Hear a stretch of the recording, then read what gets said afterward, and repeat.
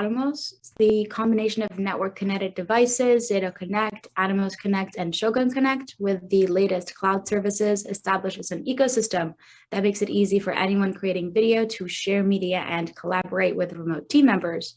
All three new devices support ATOMOS Cloud Studio and work with the new ATOMOS stream service. So Philip, how do you think the broadcasters would benefit from this? Well, it's really interesting to see that a lot of, there was this big push to do edit in the cloud, everything's got to be done in the cloud.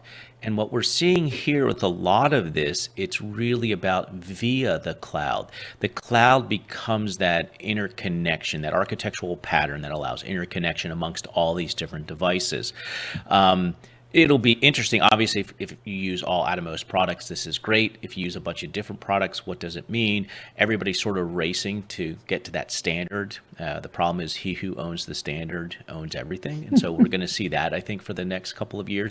But it's exciting to see people leveraging the cloud as a connection point as opposed to a final static endpoint.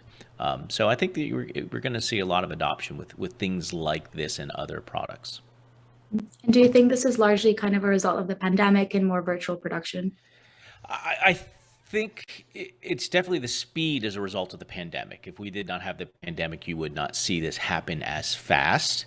We are eventually going this direction just because the cost to do and to run things via SDI, to roll trucks for sporting events was just becoming prohibitive from a cost perspective because there's so much content that needs to be generated. So we'll start to see this a lot of, and I don't mean this in a pejorative sense, but second tier type events where this will be tested out. And what'll be interesting is that the quote unquote second tier type events will look as good, if not better. There'll be a lot more capabilities with these technologies. So there'll be more, level 2 type events, I think, which is very interesting and it's great for the industry.